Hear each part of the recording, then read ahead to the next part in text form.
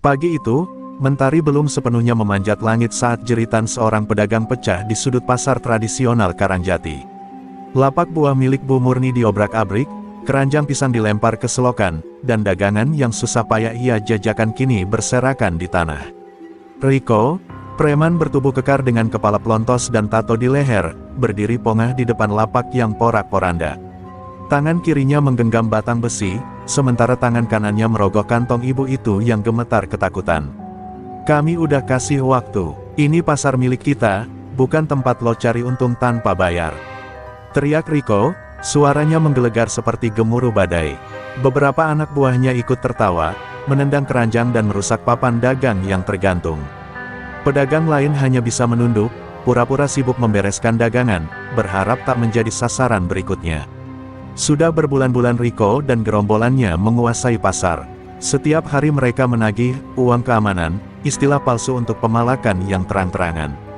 Mereka yang tak membayar, disiksa. Yang berani melawan, lenyap tanpa kabar. Dan aparat, mereka hanya datang ketika semuanya sudah hancur, lalu pergi tanpa jejak, seakan buta terhadap penderitaan rakyat kecil. Di pojok pasar, seorang kakek tua sedang menyusun sayur mayur dengan tenang. Namanya Mbah Rekso, wajahnya penuh keriput, rambutnya putih seputih kapas, dan tangan tuanya gemetar ringan setiap kali mengangkat timun atau bayam dari karung goni. Meski renta, sorot matanya tajam, tak seperti pedagang lain yang ketakutan. Ia seolah tak terusik oleh teriakan atau keributan yang terjadi beberapa langkah darinya. Riko melirik ke arah kakek itu. Itu kakek tua tuh, tiap hari dagang, tapi gak pernah setor. Gumamnya, salah satu anak buahnya menyahut, udah sering diingetin, tapi dia cuek, bos. Gak pernah takut. Riko mengangguk pelan. Besok, dia jadi target kita. Sore hari, suasana pasar masih mencekam. Beberapa pedagang mulai membereskan dagangan lebih cepat dari biasanya. Mereka saling berbisik, menyebut nama Mbah Rekso dengan nada cemas. Kakek itu bakal kena juga. Tapi dia beda, loh, ucap seorang ibu penjual jamu. Aku pernah lihat dia dipukul sama dua preman kampung, tapi mereka yang malah pingsan. Aneh, malam itu, angin bertiup kencang dari arah hutan kecil di belakang pasar. Mbah Rekso berjalan pulang dengan tenang, memanggul sisa dagangannya di pikul bambu tua. Di ujung jalan, sepasang mata mengintai dari kegelapan. Riko berdiri sambil menyalakan rokoknya. Besok pagi, dia bakal tahu siapa penguasa pasar ini sebenarnya, gumamnya, dengan suara seperti bisikan maut. Tanpa mereka sadari, bayangan hitam melintas cepat di balik pohon, membawa aura dingin yang menusuk tulang. Malam itu, langit mendung, dan bintang-bintang seolah memilih bersembunyi dari sesuatu yang jauh lebih kelam daripada gelap. Fajar baru saja menyingsing ketika Mbah Rekso tiba kembali di pasar Karangjati. Langkah kakinya pelan, namun pasti, memikul dua keranjang sayur yang penuh dengan bayam, kangkung, dan tomat segar. Tak ada rasa cemas di wajahnya, meski semalam dia sempat melihat Riko dan anak buahnya mengawasi dari balik kegelapan. Warga pasar menyambutnya dengan pandangan iba bercampur rasa takut. Mereka tahu, pagi ini bisa jadi awal dari petaka. Bohya berhenti dulu dagang, Mbah, bisik Bu Murni dengan suara bergetar. Riko itu sekarang gila, dia udah nargetin sampai jenengan. Kalau sampai jenengan kenapa-kenapa, ucapnya terputus. Mbah Rekso hanya tersenyum tenang, menepuk bahu ibu itu. Tenang, Le, orang jahat, kalau ndak tobat, pasti ketemu batasnya sendiri, jawabnya dengan suara lirih namun tajam bagai mata pisau. Sementara itu, Riko dan gerombolannya mulai mendekat. Kali ini, mereka datang bukan hanya dengan tangan kosong. Beberapa membawa rantai, kayu, dan pentungan. Semua mata tertuju pada mereka. Para pedagang menyingkir, bersembunyi di balik lapak atau pura-pura sibuk menata barang, berharap keributan cepat berlalu. Riko menendang sebuah keranjang sayur hingga isinya berhamburan ke tanah. Tua bangka, kamu pikir kamu siapa? Orang sini semua takut sama gua, cuma lo yang berani songong. Teriaknya. Mbah Rekso tak menjawab, ia hanya berdiri, tubuhnya kurus, rapuh dipandang mata, tapi sorot matanya membuat langkah Riko sedikit goyah tanpa ia sadari. Dengan langkah pelan, Mbah Rekso membungkuk, memunguti sayurannya satu persatu. Jangan rusak makanan orang, nak. Ini rejeki, bukan mainan, katanya, tetap dengan nada tenang. Riko makin marah, Tangannya mengayunkan pentungan ke arah kepala si kakek. Tiba-tiba, pentungan itu berhenti di udara, tidak oleh tangan, tapi seolah tertahan oleh sesuatu yang tak kasat mata. Riko terdiam, kaget. Beberapa orang yang melihat kejadian itu menahan napas. "Kok bisa?" bisik seorang pedagang. Mbah Rekso berdiri pelan, menatap Riko dalam-dalam. "Nak, aku sudah tua. Tapi bukan berarti aku lupa siapa diriku. Jangan paksa aku membuka lembaran yang seharusnya terkunci." Ucapannya lirih, tapi menggema di telinga Riko seperti gelegar petir. Riko tertegun, dan untuk sesaat, dia merasa seperti anak kecil yang dimarahi oleh ayahnya. Tapi ego dan harga dirinya sebagai penguasa pasar lebih besar dari rasa takut. "Lo cuma kakek-kakek sok bijak. Kalau berani, besok pagi kita duel di tengah pasar. Gue pengen lihat, siapa lo sebenarnya." Teriaknya keras, lalu pergi dengan langkah besar penuh amarah. Mbah Rekso menatap langit yang mulai cerah. Di matanya, mentari pagi tak hanya membawa harapan, tapi juga tanda akan datangnya ujian besar. Di dalam dirinya, ada sesuatu yang mulai terbangun, ajian lama yang telah ia segel puluhan tahun lalu.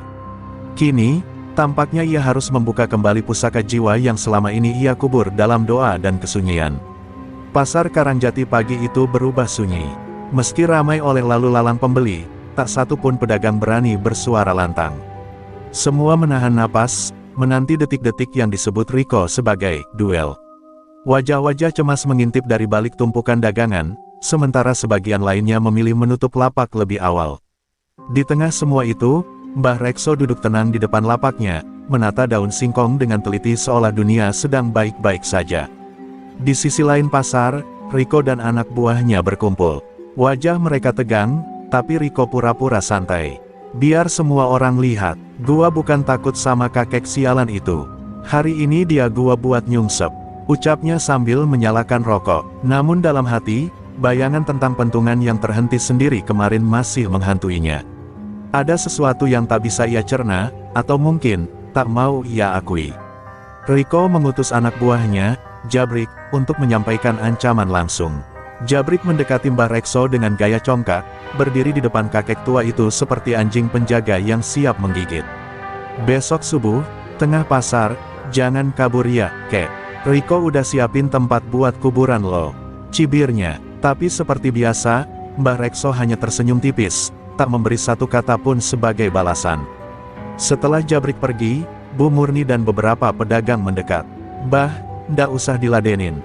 Kita bisa ngumpulin uang, kasih ke mereka. Asal jenengan selamat, itu cukup bagi kami," ucapnya sambil berkaca-kaca.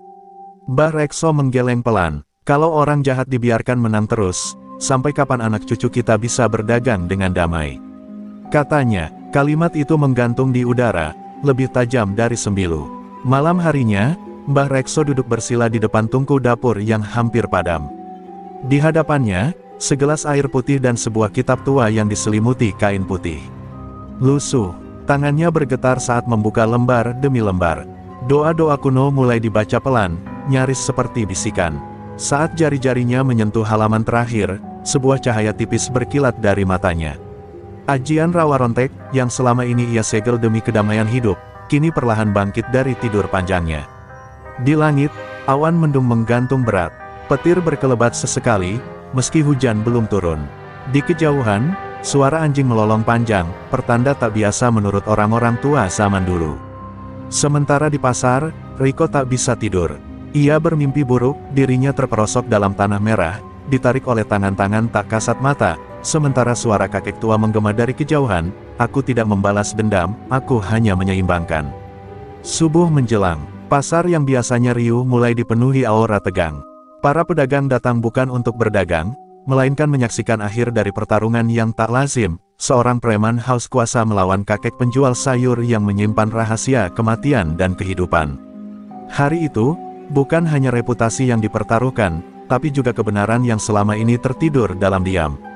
Malam itu turun perlahan seperti selimut kelabu yang menutupi desa Karangjati. Di balik kabut tipis dan bayangan pohon bambu, sekelompok bayangan hitam bergerak perlahan. Riko memimpin langsung penyerbuan itu, bersama 5 anak buahnya yang membawa parang, pentungan, dan niat busuk. Mereka tak ingin menunggu duel besok. "Kita habisin dia malam ini, diam-diam. Biar orang-orang gak tahu siapa yang benar-benar berkuasa, bisik Riko, matanya menyala seperti binatang buruan. Rumah Mbah Rekso berdiri di pinggir hutan kecil, jauh dari keramaian. Rumah panggung sederhana itu terlihat remang, hanya ditemani lampu minyak yang menggantung di beranda.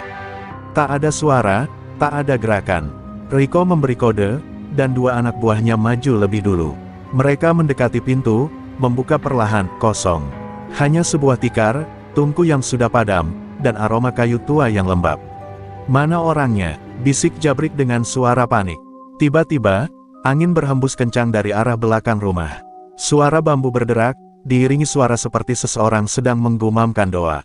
Dalam kegelapan, sesosok tubuh tua berdiri tegak di bawah pohon beringin. Mbah Rekso, ia mengenakan kain lurik tua, berdiri membelakangi mereka. Tanpa bergerak, ia bersuara lirih, "Aku sudah tahu kalian akan datang malam ini.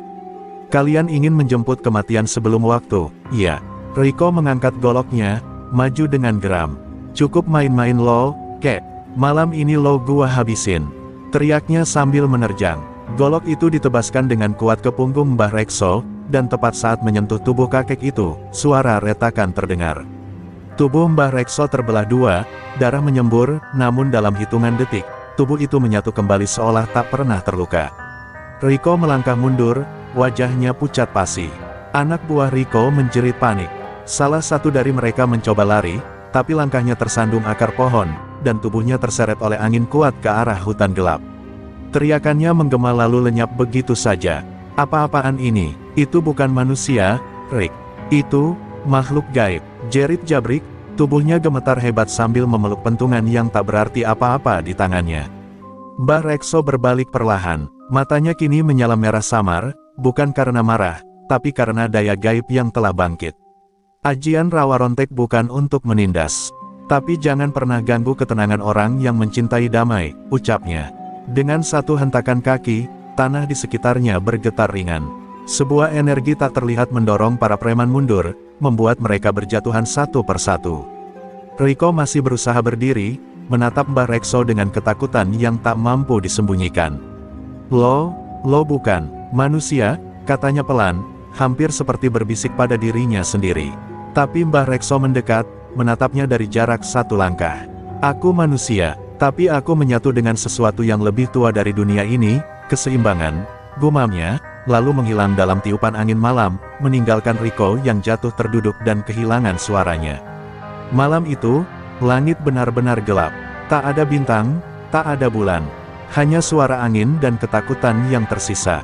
Di pasar, beberapa pedagang yang tidur di lapak terbangun karena mimpi buruk serempak. Mbah Rekso, sang kakek sayur, bukan lagi sekadar penjajah kangkung. Ia telah kembali menjadi penjaga dari kejahatan yang mencoba menguasai tanah yang seharusnya menjadi tempat orang jujur mencari makan. Keesokan paginya, kabar tentang penyerangan terhadap Mbah Rekso menyebar lebih cepat dari suara azan subuh. Warga pasar yang biasanya bergegas membuka lapak kini berkumpul berbisik-bisik, membentuk lingkaran kecil di setiap sudut. Beberapa dari mereka tampak masih mengenakan sarung, menenteng termos teh atau rokok kretek, namun tak satu pun yang bisa menyembunyikan sorot mata ketakutan sekaligus keheranan. "Riko kabur semalam, katanya ketemu jin." Tubuh Mbah Rekso dipotong, terus nyambung lagi, bisik seorang pria tua dengan mata membelalak. Di sudut lapak sayuran, Bu Murni mematung. Matanya memandangi lapak Mbah Rekso yang sudah tersusun rapi seperti biasa. Tak ada bekas perkelahian, tak ada luka, tak ada jejak darah.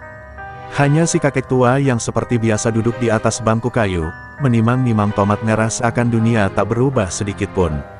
Tapi semua tahu, ada sesuatu yang jauh lebih dalam sedang bergolak di balik kerutan wajahnya. Kalau benar dia punya ajian Rawa Rontek, itu bukan ilmu sembarangan, ucap Pak Raji, mantan petani yang kini jualan kelapa muda. Itu ajian paling sakti di tanah Jawa. Konon, siapapun yang memilikinya, tubuhnya gak bisa mati. Dipotong, dibakar, ditembak, akan hidup kembali. Tapi, ajian itu punya syarat. Jiwa harus bersih dari dendam dan keinginan pribadi, lanjutnya lirih, seperti sedang membuka lembaran masa lalu yang kelam. Seketika itu pula, cerita-cerita lama mulai bermunculan dari mulut ke mulut. Tentang seorang pendekar muda yang dulu pernah menyelamatkan desa dari serangan penjajah Belanda, tubuhnya ditembak berkali-kali namun selalu bangkit. Tentang pertapaan di Gunung Kendalisada, tempat ilmu rawa rontek diwariskan secara rahasia. Jangan-jangan, Mbah Rekso itu pendekar itu. Dia cuma nyamar jadi penjual sayur, kata seorang pemuda dengan napas memburu. Mbah Rekso, yang mendengar desas-desus itu, hanya tersenyum. Ia tahu, legenda memang tak bisa selamanya disembunyikan.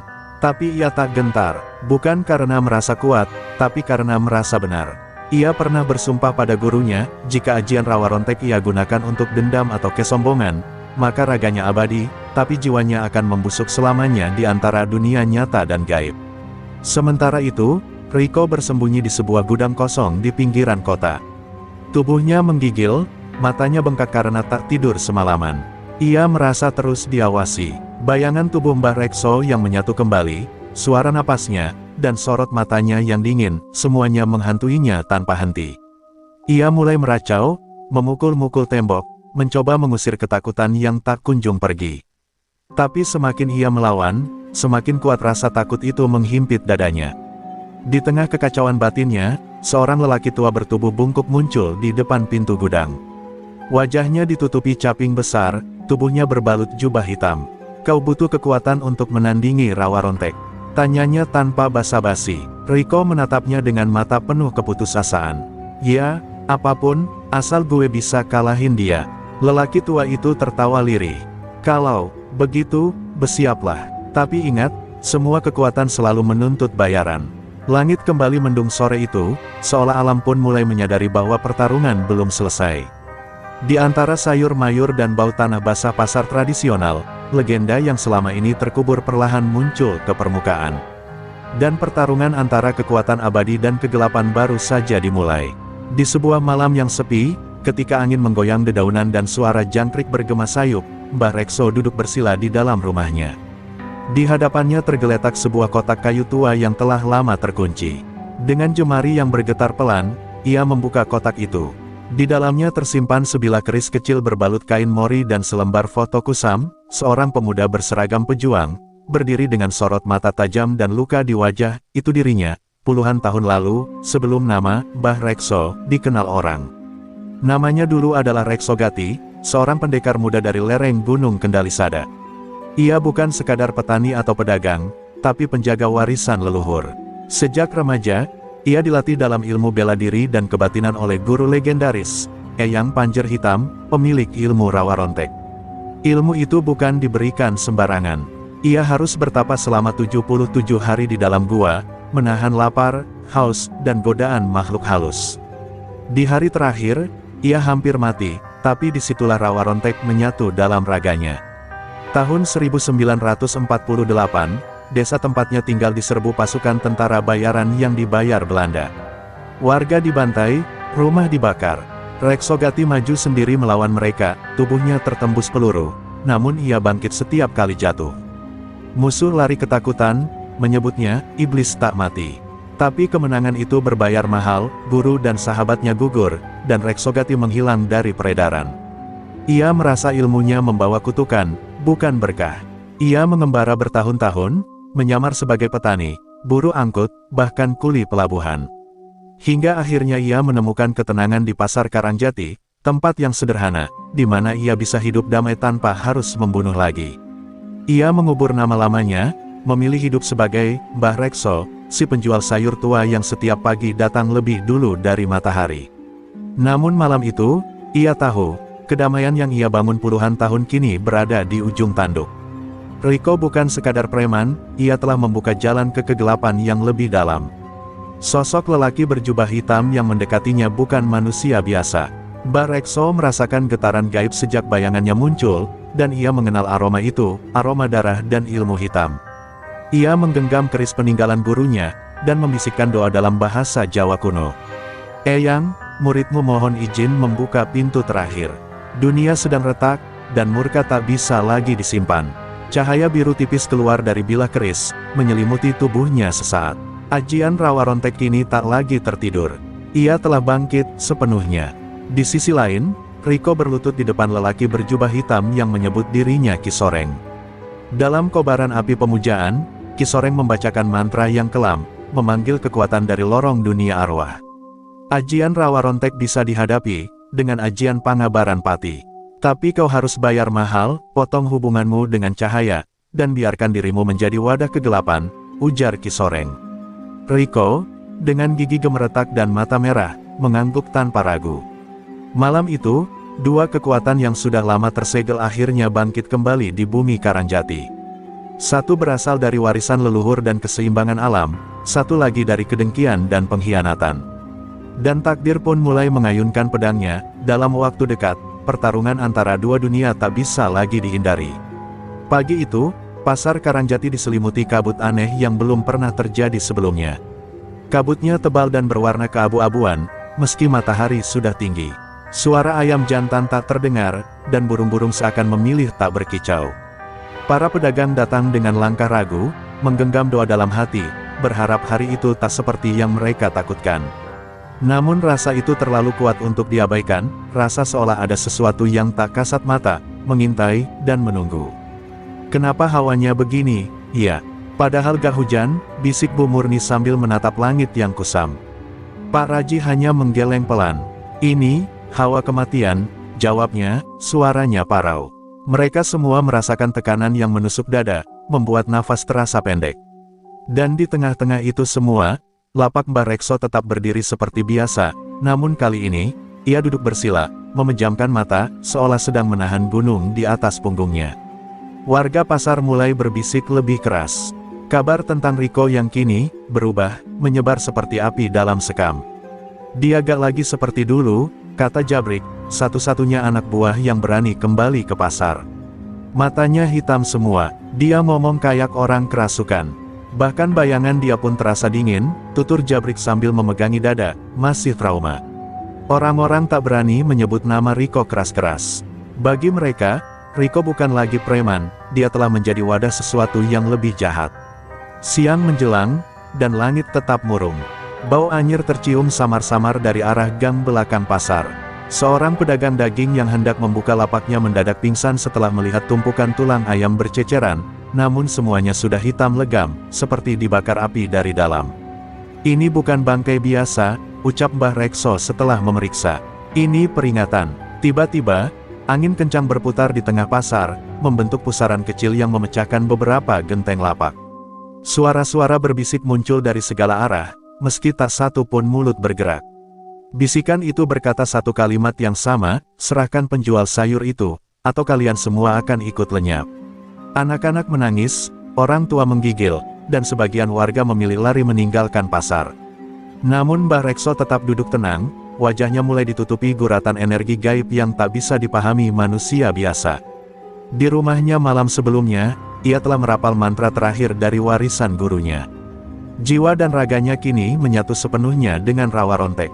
Tapi ia tahu, ilmu ini bukan untuk gagah-gagahan. Semakin kuat ilmu, semakin besar pula tanggung jawab, gumamnya pada dirinya sendiri. Ia menatap lapaknya yang sepi, lalu langit, lalu pasar yang kini nyaris kosong, dan tahu, waktunya hampir tiba. Sementara itu, di reruntuhan gudang tua tempat Riko bersembunyi, asap hitam membumbung perlahan. Di dalam lingkaran tanah yang dipenuhi simbol gaib, Riko berlutut dengan tubuh berkeringat dingin, mata membelalak. Ki Soreng berdiri di sampingnya, tertawa kecil. Kau sudah siap menjadi bayangan kematian, Riko. Kau bukan manusia lagi. Tapi ingat, sekali kau dilepaskan, tak ada jalan kembali. Riko mengangguk dengan suara berat dan gemetar, biar semua tahu, pasar ini bukan milik kakek tua itu, ini milik kematian. Dan di pasar, langit mulai menghitam perlahan, meski belum waktunya malam. Warga tahu, ini bukan lagi urusan antara pedagang dan preman. Ini adalah pertarungan antara terang dan gelap. Dan mereka hanya bisa berharap bahwa sang penjaga warisan lama, si kakek penjual sayur, mampu bertahan menghadapi gelombang maut yang sedang menuju mereka. Langit Karangjati benar-benar runtuh sore itu. Bukan karena hujan atau badai, tapi karena hawa kematian yang menggelayut tebal. Langit berubah kelabu pekat seperti jelaga, dan angin membawa bau anyir darah bercampur dupa. Dari arah selatan pasar, terdengar derap langkah yang tak biasa, berat, ritmis, dan seolah berasal dari dunia lain. Di antara kabut itu, muncullah sosok berjubah hitam. Dengan mata merah menyala, Ki Soreng, dukun hitam dari tanah selatan, ahli ajian Pangabaran Pati yang bahkan disebut-sebut ditakuti makhluk gaib sekalipun. Di sampingnya, Riko tak lagi seperti manusia. Matanya hitam legam, tanpa bola putih. Urat-urat di wajahnya timbul kehijauan, dan tubuhnya membesar, seperti disusupi energi yang bukan miliknya. Tangannya menggenggam tombak pendek dengan ujung hitam legam, konon ditempa dari logam bekas petir yang jatuh di malam suruk. Setiap langkah yang ia buat meninggalkan bekas hangus di tanah pasar. Orang-orang yang melihatnya langsung lari terbirit-birit, sebagian lagi pingsan karena takut. Mbah Rekso berdiri perlahan dari lapaknya. Ia menatap lurus ke arah dua sosok yang kini berdiri di tengah pasar. Wajahnya tetap tenang, tapi napasnya mulai dalam. Ia tahu, ini bukan lagi perkelahian untuk membela diri, ini adalah ujian terakhir dari takdirnya sebagai pemegang ajian Rawa Rontek. "Kau datang juga akhirnya, Ki Soreng," ucapnya pelan namun tegas. Suaranya terdengar jelas meski angin ribut mengamuk di sekeliling mereka. Ki Soreng tertawa dingin, menyeringai hingga memperlihatkan gigi-giginya yang tak beraturan. "Sudah lama aku ingin mencicipi Rawa Rontek.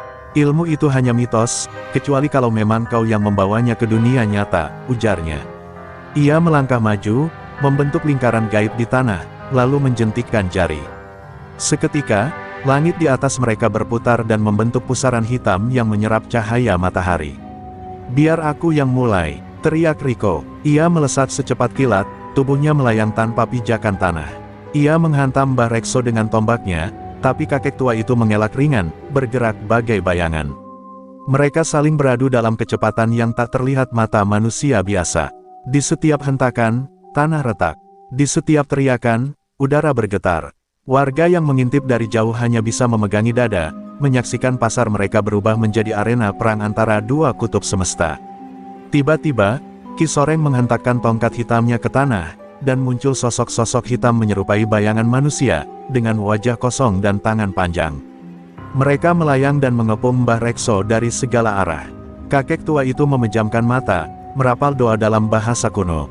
Tubuhnya bersinar lembut keperakan. Ketika makhluk-makhluk itu menyerang, tubuh Mbah Rekso terbelah, namun dalam sekejap menyatu kembali, menyebar kilatan cahaya yang membakar makhluk-makhluk itu menjadi abu. Ki Soreng tampak terkejut. "Jadi benar, kau sudah menyatu sepenuhnya dengan Rawa Rontek." Matanya menyipit. "Kalau begitu, aku akan buka segel terakhir." Ia menorehkan simbol darah di udara, dan dari tanah, muncul lubang api yang menganga, mengeluarkan tangan-tangan dari dunia arwah yang menjerit penuh derita. Energi kutukan mulai memenuhi udara, mempengaruhi warga yang berada dalam radius pasar. Beberapa mulai menggigil, sebagian berhalusinasi, melihat wajah orang mati yang mereka cintai. Mbah Rekso menggenggam keris tuanya erat. "Ini bukan lagi tentang pasar. Ini tentang menyeimbangkan dunia," ucapnya. Ia melangkah maju, perlahan namun pasti, menembus pusaran energi gelap. Tubuhnya mulai menyala terang seperti bara yang tak padam. Langkah demi langkah, ia menuju tengah medan, menuju lawan yang selama ini disiapkan semesta untuk mengujinya. Pertarungan sesungguhnya, baru akan dimulai. Langkah Mbah Rekso terhenti tepat di bibir pusaran api neraka yang dipanggil Ki Soreng. Suara jeritan jiwa-jiwa tersesat terdengar menggema dari dalamnya, menggoyahkan ketenangan bahkan bagi yang paling kuat batinnya. Tangan-tangan arwah meronta dari dasar lubang, mencoba menarik apapun yang hidup untuk menjadi teman sengsara mereka. Ki Soreng berdiri di seberang, matanya menyala gila.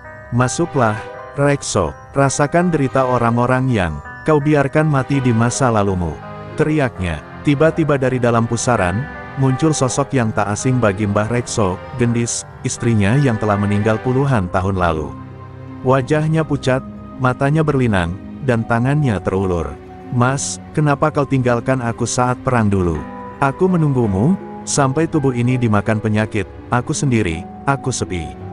Suaranya lemah, tapi menusuk seperti ribuan jarum. Mbah Rekso tertegun, lututnya gemetar. Suara masa lalu, luka yang paling dalam, kini dihidupkan sebagai senjata. Ki Soreng tertawa keras. "Ajian Rawa Rontek tak bisa menahan kutukan perasaan. Kau boleh hidup 1000 kali, tapi satu kesalahan akan mengiris jiwamu selamanya." Jerat batin itu lebih tajam daripada senjata manapun. Mbah Rekso mulai goyah, tubuhnya kehilangan cahaya pelindungnya. Urat-urat di tangannya menegang, dan aura Rawa Ronteknya meredup, perlahan ditelan keraguan dan rasa bersalah. Gendis, aku tak pernah meninggalkanmu, bisik Mbah Rekso, suara yang penuh sesal. Aku kembali dari perang, tapi terlalu lambat. Aku melihat tubuhmu terbaring, memeluk selendang yang sering kau pakai. Sejak hari itu, aku tak pernah merasa hidup meski aku hidup. Ia berlutut, air mata jatuh membasahi tanah. Sosok Gendis menatapnya, lalu tersenyum. Senyum damai, dan perlahan, ia kembali memudar, kembali ke alamnya. Sebuah bisikan lembut terdengar, sudah saatnya kau berdiri, Mas, dunia masih membutuhkanmu. Sekonyong-konyong cahaya dari dalam dada Mbah Rekso kembali menyala, lebih terang dari sebelumnya. Ia bangkit perlahan, kini tak hanya dengan tubuh rawa rontek, tapi dengan jiwa yang telah memaafkan dirinya sendiri. Ajian ini bukan tentang kekebalan, tapi tentang menanggung luka dan tidak membiarkannya membusuk jadi dendam, ucapnya pelan, namun penuh daya. Pusaran kutukan mulai menyusut, tak kuat menahan energi ketulusan yang menyembur dari jiwa yang telah pulih. Ki Soreng mundur satu langkah, wajahnya berubah panik. Tidak, ini tidak mungkin. Kutukan batin tak bisa disembuhkan, teriaknya, tapi suaranya tergulung angin. Mbah Rekso melangkah ke arahnya, membawa cahaya yang membuat tanah di sekelilingnya subur seketika. Bahkan rerumputan mulai tumbuh di tempat yang baru saja hangus. Kau keliru, Ki Soreng. Luka bisa sembuh, jika kita mau menghadapinya, bukan menguburnya dalam kebencian. Seketika, pusaran api pecah, dan tanah kembali utuh. Angin kembali tenang, langit mulai membuka celah cahaya. Namun Riko, yang berdiri membatu menyaksikan semua itu, kini mulai menggeliat tak terkontrol. Wajahnya terdistorsi, matanya memancarkan dua cahaya berbeda, satu hitam, satu merah. Aku gak mau jadi boneka lagi, teriaknya, sambil mencengkram kepalanya sendiri. Sesuatu di dalam dirinya mulai memberontak. Pertarungan baru tampaknya akan dimulai, bukan hanya antara dua kekuatan, tapi antara manusia dan dirinya sendiri. Mbah Rekso menatap Riko dengan pilu. Ia tahu, pemuda itu bukan sepenuhnya jahat, hanya tersesat. Tapi sang dukun hitam belum menyerah, dan bayangan maut masih membayangi Karangjati. Perang belum selesai, yang kalah bukan hanya akan mati, tapi bisa hilang selamanya dari terang dunia. Tubuh Riko kini gemetar hebat, seperti tanah yang retak sebelum gempa besar datang. Suaranya berubah, parau, dalam, seperti dua suara tumpang tindih. Aku Riko, tapi, aku juga, bukan aku. Ia meraung keras, dan dari punggungnya, asap hitam mengepul, membentuk bayangan besar berbentuk wajah yang mengerikan. Bayangan itu menganga, matanya merah menyala, dan taringnya menjulur panjang. Makhluk itu tertawa, memekakkan seluruh penjuru pasar. Warga yang menyaksikan dari kejauhan berteriak panik, beberapa jatuh pingsan karena aura mencekam yang memancar dari tubuh Riko. Ki Soreng tersenyum puas, bagus, lepaskan saja, Riko. Biarkan kau menyatu dengannya, kau akan abadi, lebih kuat dari rawa rontek sekalipun. Tapi Riko mulai menggigil, tidak karena takut, melainkan karena marah. Ia menatap ke arah Ki Soreng dengan mata yang penuh darah dan air mata. Kau bilang, aku akan punya kekuatan, tapi ini bukan aku. Teriaknya, ia menghantam dadanya sendiri, mencoba menghancurkan kutukan itu, namun bayangan hitam itu malah membesar dan mulai mengambil bentuk penuh. Mbah Rekso maju perlahan, berdiri beberapa langkah dari tubuh Riko yang kini melayang dan dikelilingi pusaran energi hitam.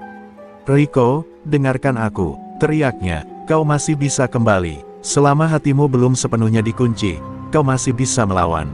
Tapi suara itu tak cukup untuk menembus kegilaan yang menggerogoti tubuh Riko. Makhluk bayangan itu kini mulai bicara melalui mulut Riko sendiri. Dia milikku sekarang, tua bangka. Dia menanam kebencian, dan aku tumbuh di dalamnya. Tiba-tiba, Riko menghantam tanah dengan tangan kosong. Gempa kecil mengguncang pasar, retakan tanah menjalar, dan api kecil muncul dari celahnya. Mbah Rekso terpental beberapa langkah ke belakang, namun tetap berdiri. Ia merasakan aura ini, jauh lebih tua dan lebih kelam dari Ki Soreng. Ini bukan sekadar ajian, ini adalah bagian dari kekuatan purba yang telah lama terkunci dalam lapisan dunia gaib. Dan kini, ia telah dibangkitkan lewat luka dan dendam seorang anak muda. Ki Soreng, yang merasa mulai kehilangan kendali, melangkah maju dengan panik. Riko, jangan lawan dia, kau butuh aku untuk mengendalikannya.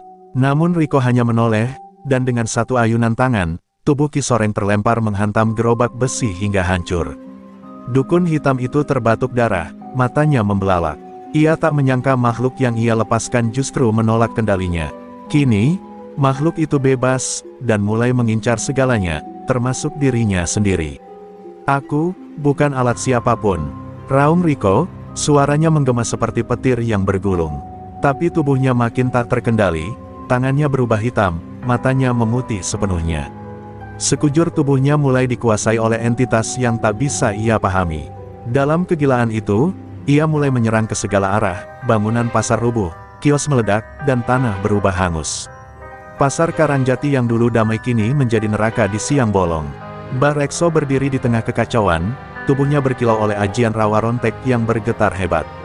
Ia tahu, satu-satunya cara menghentikan ini bukan dengan mengalahkan Riko, tapi menyelamatkan jiwanya. Ia menggenggam keris tua peninggalan gurunya, menancapkannya ke tanah, dan memejamkan mata. Ia mulai merapal doa paling dalam, mantra pengikat jiwa. Cahaya putih perlahan menyelimuti pasar. Riko menjerit, tubuhnya mengejang. Dua kekuatan kini saling tarik-menarik, kehancuran dan penyembuhan. Dan di tengah sinar terang yang mulai melingkupi pasar, suara Riko kembali terdengar, lirih, seperti anak kecil yang tersesat. Tolong, aku, gak mau jadi ini. Mbah Rekso membuka mata, menatap ke arah pemuda itu. Kau tidak sendiri, Le. Aku akan menyelamatkanmu, meski itu artinya aku harus menyerahkan hidupku sekali lagi. Cahaya putih yang terpancar dari tubuh Mbah Rekso perlahan menutupi kobaran hitam di tubuh Riko.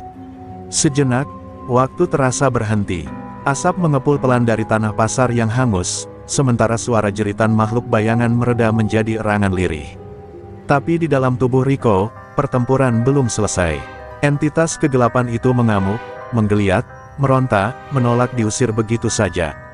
Tubuh Riko gemetar hebat, dan darah mulai keluar dari hidung dan telinganya. Ia berteriak sekuat tenaga, aku tidak mau mati.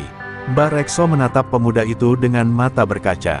Ia tahu persis rasa takut itu.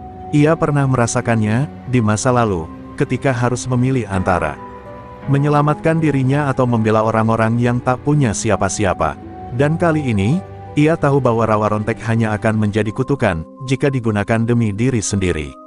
Maka ia memejamkan mata, menyalurkan seluruh energi rawa rontek yang ia miliki, bukan untuk bertahan, tapi untuk mengikat.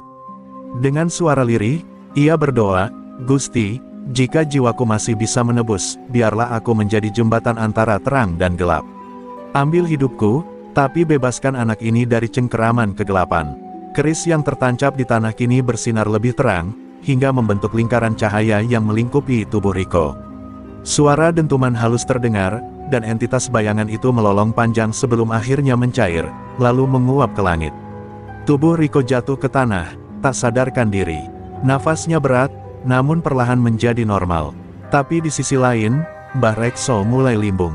Ia berjalan terlatih, mendekati anak muda yang baru saja ia selamatkan. Tangannya mengusap kepala Riko yang kini tak lagi dihantui. Kau masih muda, Le, jangan sia-siakan kesempatan kedua ini, bisiknya. Dari matanya, tetesan air jatuh perlahan, bukan tangis, tapi penyerahan. Langkah-langkah warga mulai terdengar mendekat. Mereka keluar dari tempat persembunyian setelah merasa aura kematian menghilang. Bu Murni berlari ke tengah pasar, disusul Pak Raji dan para pedagang lain. Mbah, teriak mereka serempak, tapi tubuh Mbah Rekso perlahan mulai memudar, bukan mati, tapi kembali ke asalnya, seperti cahaya pagi yang perlahan menyatu dengan udara. Tak ada luka, tak ada jeritan, hanya keheningan yang menyayat.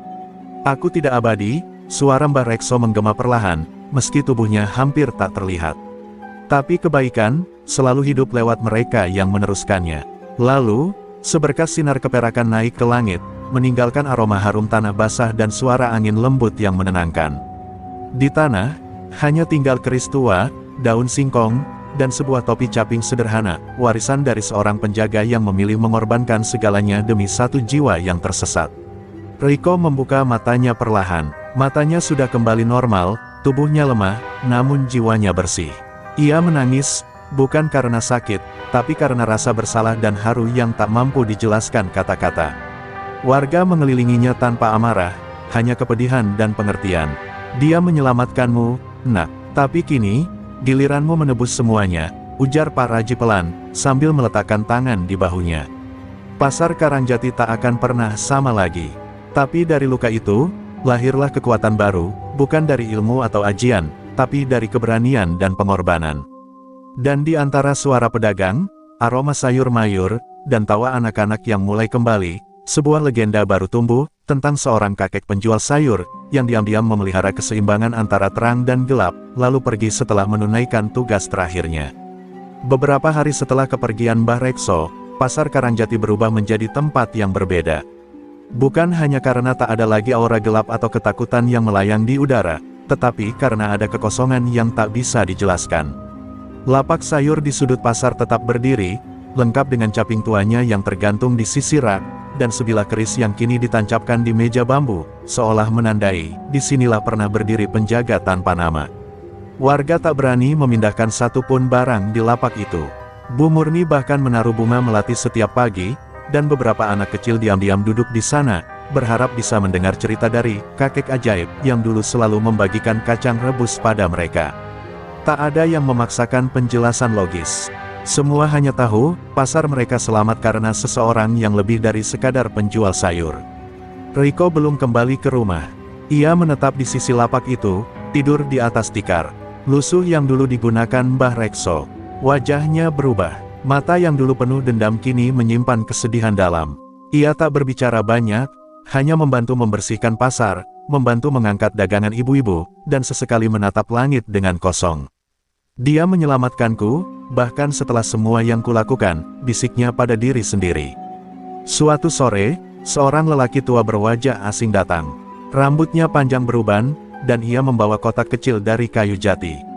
Ia memperkenalkan diri sebagai murid terakhir Eyang Panjer Hitam, guru dari Mbah Rekso. Dengan suara pelan, ia bercerita bahwa ajian Rawa Rontek tak bisa diwariskan sembarangan. Tapi warisan sejati Mbah Rekso bukanlah ilmunya, melainkan keberanian dan pengorbanannya. Ia meletakkan kotak itu di depan Riko, lalu berkata, ajian Rawa Rontek bukan hanya tentang hidup abadi, tapi tentang keberanian untuk mati demi orang lain. Riko menatap kotak itu, lalu menunduk. Ia tidak menyentuhnya. Aku belum pantas, aku belum selesai menebus semuanya, jawabnya. Lelaki tua itu tersenyum dan mengangguk, lalu berjalan pergi, menghilang di antara deretan kios yang mulai tutup. Hari-hari berlalu, pasar kembali ramai, namun satu sudut itu tetap dibiarkan kosong, seperti tugu hidup. Di sana, warga kadang meletakkan daun singkong, cabai, atau bawang merah, bukan sebagai sesajen, tapi sebagai penghormatan. Mereka menyebutnya, lapak penjaga, tempat yang bukan sekadar menjual sayur, tapi tempat lahirnya harapan baru. Riko perlahan diterima kembali, bukan karena orang lupa, tapi karena mereka melihat usahanya untuk berubah. Ia mulai membantu mengatur pasar, menjaga keamanan, bahkan mengajari anak-anak muda tentang tanggung jawab. Namun ia tak pernah menyentuh keris itu, tak pernah mengaku sebagai penerus. Aku hanya penjaga kebersihan, seperti dulu Mbah Rekso membersihkan jiwa kita, katanya suatu hari pada Bu Murni. Legenda tentang kakek penjual sayur itu terus hidup, diceritakan dari mulut ke mulut, dari generasi ke generasi. Ia tak memiliki nisan, tak tercatat dalam sejarah, tapi namanya hidup di hati warga Karangjati.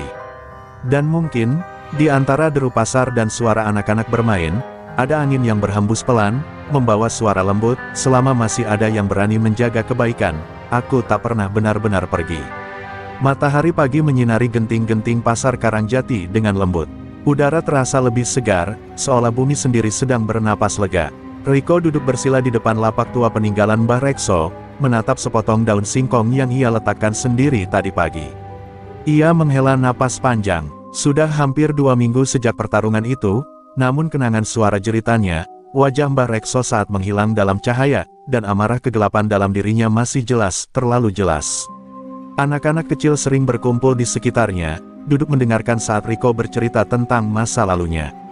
Tapi bukan kisah kepahlawanan, melainkan kisah kegagalan, kesalahan, dan kebodohan. Aku pernah berpikir jadi kuat artinya bisa menaklukkan orang lain, katanya pada sekelompok bocah laki-laki. Padahal yang paling sulit itu, menaklukkan amarah di dalam hati sendiri. Anak-anak itu hanya mengangguk pelan, sebagian tak sepenuhnya mengerti, tapi mereka tahu, pria itu bukan orang jahat. Satu persatu, pemuda pasar yang dulu takut padanya kini mulai datang dan berbicara. Beberapa dari mereka bahkan meminta diajari bela diri. Tapi bukan buat berantem, Bang. Buat jaga diri, dan jaga pasar, kata salah satu dari mereka. Rico tersenyum kecil. Ia mulai melatih mereka, bukan dengan kekerasan, melainkan dengan disiplin dan tanggung jawab.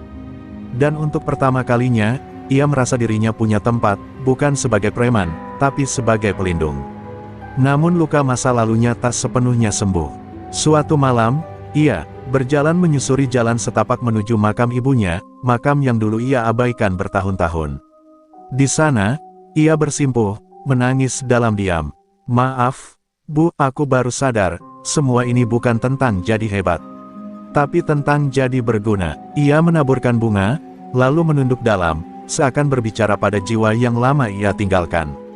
Cahaya rembulan malam itu terasa lebih hangat dari biasanya, seolah memberi restu. Di pasar, lapak tua Mbah Rekso mulai dikelilingi tanaman-tanaman kecil yang tumbuh liar, tapi tak seorang pun mencabutnya.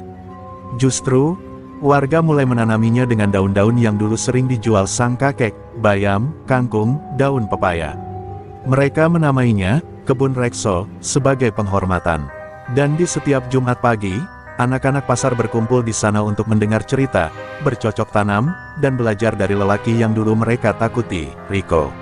Salah satu bocah bertanya polos, "Bang Rico, kenapa Abah Rekso gak pernah kembali?" Rico tersenyum, menatap langit. Karena orang seperti dia gak butuh datang 2 kali. Sekali saja cukup, tapi bekasnya abadi. Anak-anak itu terdiam sejenak, lalu tersenyum, seolah mengerti meski dengan cara mereka sendiri. Dan Rico tahu, meski tak bisa menghapus semua dosanya, setidaknya ia bisa menanam harapan baru, dengan tangan yang dulu menghancurkan. Warga mulai percaya padanya. Ia diberi tanggung jawab menjaga keamanan pasar secara resmi, tapi ia menolak gaji. "Bayaran saya, cukup kalau anak-anak ini bisa tumbuh tanpa rasa takut," ujarnya kepada Pak Raji. Dan sejak saat itu, wajah Rico muncul bukan sebagai ancaman, tapi sebagai penjaga yang selalu hadir di antara lalu lalang dan suara tawar-menawar. Luka dalam dirinya belum sepenuhnya hilang. Tapi luka itu kini bukan lagi penghalang, melainkan pengingat. Ia tak memiliki ajian sakti, tak memiliki kekuatan gaib. Tapi ia memiliki sesuatu yang tak kalah penting, keberanian untuk berubah, dan kemauan untuk membimbing. Dan di mata anak-anak Karangjati, Rico bukan lagi preman, ia adalah guru yang lahir dari luka. Angin dari arah selatan kembali membawa hawa asing. Warga Karangjati yang mulai menikmati hari-hari tenang mulai merasa resah. Aroma dupa dan tanah basah tercium samar setiap kali malam menjelang, meski tak ada hujan. Burung-burung yang biasanya bersarang di sekitar pasar tiba-tiba pergi, dan kucing-kucing pun enggan melintas di lapak tua peninggalan Mbah Rekso. Seperti ada yang menunggu, seperti ada yang kembali. Suatu malam, Rico terbangun dari tidurnya di belakang pasar. Keringat dingin membasahi punggungnya. Ia bermimpi melihat sosok Ki Soreng terbaring di tengah api. Tubuhnya hancur, namun mulutnya masih tertawa. "Aku tak pernah benar-benar mati, anak muda, aku hanya menunggu pintu lain terbuka." Bisikan itu menggema, lalu berubah menjadi jeritan panjang yang membangunkannya. Di luar, angin kencang meniup genting dan daun-daun beterbangan liar. Keesokan paginya, Pak Raji dan beberapa warga menemukan seekor kambing mati di pintu pasar. Tidak ada darah, tapi matanya terbuka lebar dan lidahnya terjulur. Di atas tanah, tergambar simbol melingkar dengan abu bekas pembakaran. Bu Murni langsung gemetar, ini lambang pemanggilan arwah.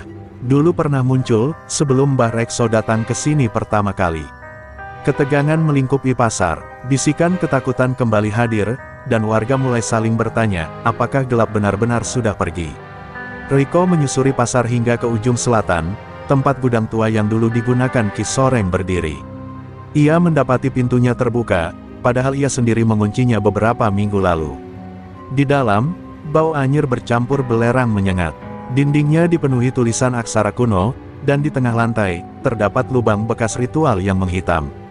Tapi yang membuat Rico terpaku bukan itu, melainkan sepotong caping bambu yang ia kenali.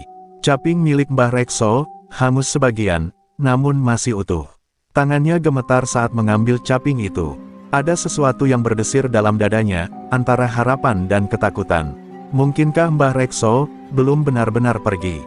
Ataukah seseorang mencoba memanggilnya kembali? Saat ia melangkah keluar, terdengar suara langkah dari belakang gudang. Ia menoleh cepat, tapi tak ada siapa-siapa. Hanya bayangan panjang yang menghilang di balik dinding, disertai tawa lirih yang tak asing. Malam berikutnya, langit di atas Karangjati memerah. Petir menyambar tanpa suara, dan tanah di sekitar pasar mulai mengeluarkan uap tipis. Anak-anak kecil mulai bermimpi buruk. Beberapa warga mendengar suara orang mengaji, tapi dalam bahasa yang tak mereka pahami. Ini bukan alam biasa yang terganggu, kata seorang kiai tua yang datang dari desa sebelah. Ini, ada yang mencoba membuka gerbang antara dunia, dan satu-satunya orang yang pernah bisa menutupnya, sudah tiada. Riko tahu, ia tak bisa diam. Tapi ia juga sadar, ia bukan Mbah Rekso, dan ia tak punya ajian rawa rontek. Namun saat ia memandangi caping tua di tangannya, ia tahu, perjuangan belum selesai. Mungkin ini saatnya bukan hanya menjaga pasar, tapi menjaga keseimbangan yang dulu pernah dibayar dengan jiwa. Ia memanggil para pemuda yang ia latih, menatap mereka dengan sorot mata mantap. Kalau kita diam, pasar ini akan jadi kuburan. Tapi kalau kita berdiri bersama, mungkin kita bisa jadi penjaga, seperti dia. Dan di langit Karangjati, angin kembali berputar. Bukan sebagai tanda kehancuran, tapi sebagai panggilan. Karena kadang, kegelapan tak sepenuhnya bisa dimusnahkan. Ia hanya bisa ditahan, oleh mereka yang berani mewarisi cahaya. Malam itu, Karangjati seperti berada di batas dunia. Langit berwarna merah darah, dan angin kering berdesir membawa bisikan yang menggigilkan tulang. Di tengah pasar, tanah mulai merekah membentuk retakan memanjang, seperti luka menganga di tubuh bumi. Riko berdiri tegak bersama para pemuda yang selama ini ia latih, mengelilingi pusat pasar yang kini berubah menjadi titik ritual. Di tangannya, caping hangus milik Mbah Rekso tergenggam erat, seolah menjadi pengingat bahwa pertarungan ini bukan hanya untuk bertahan, tapi untuk meneruskan. Salah satu pemuda, Galih, menggigil melihat lambang kuno yang terbentuk dari abu dan darah di tengah lingkaran tanah. "Bang, kita benar-benar akan lawan hal-hal semacam ini?" Tanyanya dengan suara tercekat. Riko menatapnya dalam-dalam. "Kita gak perlu punya ilmu sakti. Cukup berani, dan tahu kenapa kita berdiri di sini. Kalau pasar ini jatuh, kita semua ikut tenggelam." Ucapan itu tak memadamkan ketakutan, tapi menguatkan keyakinan. Karena terkadang, keberanian tumbuh dari rasa takut yang tak bisa ditinggalkan. Tepat tengah malam, udara membeku. Suara seperti gamelan ditabuh dari dunia lain menggema dari arah selatan. Dan di antara asap tipis, muncul sosok berjubah hitam, wajahnya dibungkus kain lusuh, dan matanya kosong. Ia adalah pewaris terakhir dari kelompok pemuja Kisoreng, seorang perempuan tua yang disebut Nyi Sekar Wulung, penjaga kitab kutukan yang disebut Wong Patih Jagat. "Kalian terlambat," bisiknya pelan. Gerbang sudah terbuka, dan bayang-bayang sudah mulai keluar. Dari dalam retakan tanah, muncul makhluk-makhluk hitam tak berbentuk, bergerak seperti asap tapi berwujud tangan dan wajah-wajah menangis. Mereka melayang di udara, mengeluarkan jeritan yang membuat telinga berdarah. Beberapa pemuda mulai goyah, ada yang jatuh berlutut, menahan rasa pusing dan mual. Tapi Riko tetap berdiri. Ia menancapkan caping tua itu ke tengah tanah, dan seketika, cahaya lembut menyebar. Bukan cahaya dari rawa rontek, tapi dari keyakinan yang diwariskan dengan pengorbanan. "Selama satu orang masih berdiri menolak kegelapan, maka gelap takkan pernah menang," ujar Riko lantang. Kalimat itu terasa familiar. Suara Mbah Rekso seolah menyusup dalam dadanya. Cahaya dari caping mulai meluas, membentuk lingkaran pelindung yang membuat makhluk-makhluk itu terhempas. Nyi Sekar Wulung berteriak marah, merapal mantra dengan bahasa tua. Udara bergemuruh. Tapi kali ini, kekuatan yang dibawa bukan hanya dari dunia gelap, tapi dari sejarah yang berusaha diputar kembali. Dari balik langit yang koyak, sebuah mata raksasa terbuka, mata dari entitas purba yang disebut dalam kitab kuno sebagai Ratu Gela, penguasa kegelapan yang pernah disegel oleh para leluhur tanah Pasundan. Mata itu menatap ke arah bumi, membawa rasa putus asa mendalam pada siapapun yang melihatnya. Galih mulai menangis, satu pemuda muntah darah. Namun Riko berjalan ke tengah lingkaran, berdiri tepat di bawah mata itu, menengadah dan berteriak, "Jiwa-jiwa kami tak akan jadi persembahan. Tutup gerbang ini dengan darahku jika perlu." Tiba-tiba, keris tua yang dulu ditinggalkan Mbah Rekso, yang tertancap di lapak, melompat sendiri ke tangan Riko, diselimuti cahaya putih kekuningan. Seperti menjawab panggilan, tubuh Riko bersinar, tapi bukan seperti Mbah Rekso dulu. Ini bukan rawa rontek, ini adalah kekuatan baru, hasil dari pengorbanan, penyesalan, dan perubahan sejati. Ia menancapkan keris ke tanah, dan cahaya membuncah hebat, menyelimuti pasar, menyilaukan langit dan membungkam suara kegelapan. Jeritan Nyi Sekar Wulung menggema panjang. Tubuhnya terbakar cahaya dari dalam, dan satu persatu makhluk hitam menguap, menjerit sambil kembali masuk ke dalam celah bumi. Retakan menutup sendiri, mata raksasa di langit menutup perlahan, dan langit kembali hitam, lalu biru kelam. Keheningan menyelimuti Karangjati. Riko jatuh berlutut, tubuhnya lemah, tapi ia tersenyum. Untuk pertama kalinya dalam hidupnya, ia bukan menyakiti, tapi menyelamatkan. Pagi datang dengan langkah pelan. Awan menggantung tenang di atas langit Karangjati, seperti tirai putih yang baru saja diturunkan usai sebuah pertunjukan besar. Pasar yang semalam dihantam badai gaib kini sepi, namun bukan karena ketakutan, melainkan karena kekaguman. Di tengah lapangan pasar, di mana semalam mata raksasa mengintip dari langit, kini tumbuh sebongkah batu berbentuk hati, di sekelilingnya mengalir air bening dari celah-celah tanah yang sebelumnya kering. Di atasnya, caping tua Mbah Rekso tergantung pada sebatang kayu kecil, seolah menjadi penanda bahwa semua telah selesai. Riko masih duduk bersila, napasnya berat, tubuhnya luka-luka. Tapi wajahnya damai, tak lagi penuh beban. Di tangannya tergenggam keris tua yang kini tak lagi bersinar, seperti telah mengalirkan seluruh kekuatannya untuk menutup gerbang terakhir. Para pemuda datang mendekat, wajah mereka dipenuhi keharuan dan rasa hormat. Tak ada satupun dari mereka yang bersorak. Tak ada kemenangan yang dirayakan. Hanya kesunyian penuh makna, dan pandangan kagum terhadap lelaki yang dulunya ditakuti, tapi kini menjadi pelindung terakhir mereka. Bu Murni berlari ke arah Riko sambil membawa selimut. Ia memeluk pemuda itu sambil menangis, "Kamu kayak anakku sendiri, nak, kamu udah ngelakuin apa yang orang dewasa pun belum tentu sanggup." Riko hanya bisa mengangguk pelan, matanya berkaca-kaca. Untuk pertama kalinya, ia merasa diterima sepenuhnya, bukan karena ilmu, bukan karena ketakutan, tapi karena kepercayaan. Dan itu lebih berarti dari segalanya. Hari itu, warga pasar sepakat untuk tak lagi menyentuh lapak peninggalan Mbah Rekso. Mereka membangunnya jadi taman kecil, tempat orang bisa duduk, merenung, atau sekadar mengenang perjuangan yang pernah terjadi. Di tengah taman itu, mereka tanamkan batu hati dan keris peninggalan, lalu menulis di bawahnya dengan ukiran sederhana, "Untuk yang menjaga kami, tanpa nama, tanpa pamrih." Riko tak pernah kembali menjadi pengawal, atau pelatih. Ia memilih pergi beberapa minggu kemudian, membawa ransel kecil, caping baru, dan buku catatan lusuh peninggalan Mbah Rekso yang entah bagaimana muncul di lapak itu. "Aku harus ke selatan, banyak tempat yang mungkin juga butuh dijaga," katanya sebelum melangkah. Ia tak mengucapkan perpisahan panjang. Hanya satu pelukan dari Pak Raji, dan lambaian dari anak-anak yang dulu diajarnya menanam dan mendengar dongeng. Waktu berjalan, pasar Karangjati tumbuh menjadi pasar percontohan, bukan karena megah atau modern, tapi karena damai. Tak ada pungli, tak ada preman, tak ada keributan.